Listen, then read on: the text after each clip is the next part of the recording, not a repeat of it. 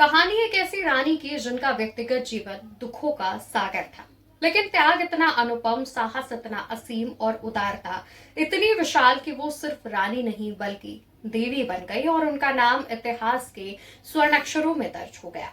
कहानी रानी अहिल्याबाई होलकर की, वो जो रानी, शासक और मां बनते बनते देवी बन गई।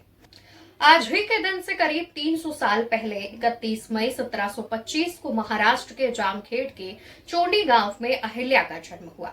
एक बेहद साधारण परिवार में जन्मी अहिल्या बचपन से ही अपने पिता के साथ शिव मंदिर जाया करती थी। वो भी अपने पिता की तरह शिव की अनन्य भक्त थी और महान प्रतिभा की धनी थी। अहिल्या ने शुरुआती पढ़ाई के साथ साथ घुड़सवारी, तीरंदाजी और तलवारबाजी में दक्षता हासिल की। तभी अहिल्या की शादी मल्हार राव होलकर के बेटे खांडेराव होलकर से हो गई। लेकिन शादी के महज 12 साल के अंदर ही अहिल्या भाई के पति की मृत्यु हो गई। पति की मौत से दुखी अहिल्या ने सती होने का फैसला लिया, लेकिन उनके ससुर मल्हार राव ने उन्हें ऐसा करने से रोक दिया।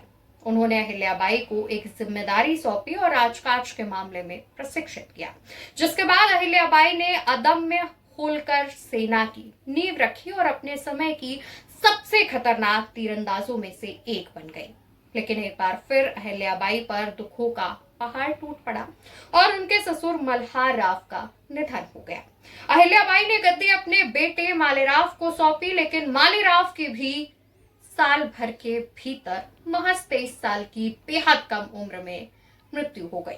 अहिल्याबाई ने अपने बेटे को खोने के दुख को दरकिनार कर राज्य की सत्ता संभाली और पेशवा से मालवा का शासन संभालने की अनुमति मांगी।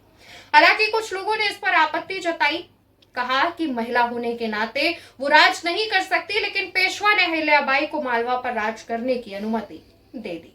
वो न सिर्फ सिंहासन पर बैठी बल्कि राजमाता अहिल्याबाई बनी, जो न सिर्फ मालवा राज्य की रानी थी बल्कि दूरदर्शी महिला शासकों में से एक थी।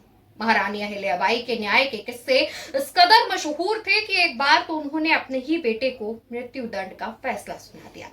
इस फैसले पर कई लोगों ने आपत्ति जताई, लेकिन रानी अहिल्याबाई ने अपने फैसले को नहीं बदला और कहा, न्याय की कसौटी पर मेरा पुत्र भी एक सामान्य नागरिक है। यदि वह दोषी है तो उसे दंड मिलना ही चाहिए।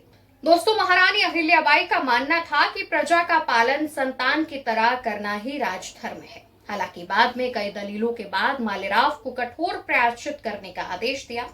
दोस्तों, अहिल्याबाई ने अपने शासन के दौरान कई मंदिरों का जीर्णोद्धार कराया, जिसमें मुख्य रूप से काशी विश्वनाथ मंदिर और गुजरात का सोमनाथ मंदिर है। रानी अहिल्याबाई ने कई मंदिरों, घाटों, तीर्थ स्थलों का निर्माण अपने शासन के दौरान कराया, जिस वजह से कई इतिहासकारों ने उनकी प्रशंसा की है। कई जगहों पर रानी अहिल्याबाई की मूर्ति भी स्थापित की गई। खासतौर पर काशी विश्वनाथ मंदिर में रानी अहिल्याबाई की जो मूर्ति स्थापित है, उसकी चर्चा कुछ ज्यादा होती है। महारानी अहिल्याबाई ने महिलाओं के हित में कई काम किए हैं, कानून बनाए हैं, उनकी शिक्षा पर जोर दिया है। अपने समय में भी उन्होंने महिलाओं की एक बड़ी सेना बनाई थी, जिसका परिपालन आगे चलकर रानी लक्ष्मीबाई ने भी किया। रानी अहिल्याबाई शिक्षा के महत्व को जानती थी, समझती थी, इसलिए अपने शासन के दौरान उन्होंने कई गुरुकुल की भी स्थापना की और उस दौरान भी घर की लड़कियों को, बेटियों को आगे पढ़ने के लिए प्रोत्साहित किया। काफी समय बाद उन्होंने नर्मदा नदी के किनारे महेश्वर में अपनी नई राजधानी बनाई और अपने जीवन के बाकी 28 साल उसी स्थान पर बिताए। कुछ रिपोर्ट्स के मुताबिक महेश्वर में रानी अहिल्याबाई का निवास स्थान छोटा और साधारण सा 2 मंजिला मकान था, जो किसी भी मध्यम वर्गीय इंसान का हो सकता था। वो अपने इसी छोटे से घर से तमाम बड़े फैसले लिया करती थी, योजनाएं बनाया करती थी। अहिल्याबाई का निजी जीवन बहुत दुखों भरा रहा। बुढ़ापे में वो बिल्कुल अकेली हो गई थी, बीमार रहने लगी थी और 13 अगस्त 1795 में 70 वर्ष की उम्र में अहिल्याबाई का निधन हो गया। उनका अंतिम संस्कार महेश्वर में नर्मदा नदी के घाट पर किया गया। अहिल्याबाई शिव की अनन्य उपासक रही। होश संभालने के बाद से मृत्यु सैया तक उनका जीवन महादेव के लिए समर्पित रहा। पति, ससुर और बेटे की मौत के बाद उन्होंने राज्य भगवान शंकर को सौंप दिया और वो स्वयं को शासक नहीं, सेविका मानने लगी। उनके हर राजकीय आदेश के शीर्ष पर लिखा जाता था श्री शंकर।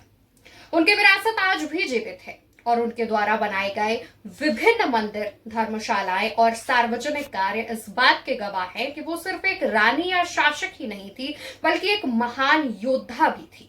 यही वजह रही कि 19वीं सदी के शुरू में भारत आए ब्रिटिश यात्री बिशप हेबर ने भी उनको भारत की सर्वश्रेष्ठ परोपकारी शासक की संज्ञा दी थी। देवी अहिल्याबाई होलकर की आज 301वीं जयंती है। होलकर रियासत की शासिका रही देवी अहिल्याबाई के कार्यकाल को समाप्त हुए लगभग 230 सालों से भी ज्यादा का समय हो चुका है।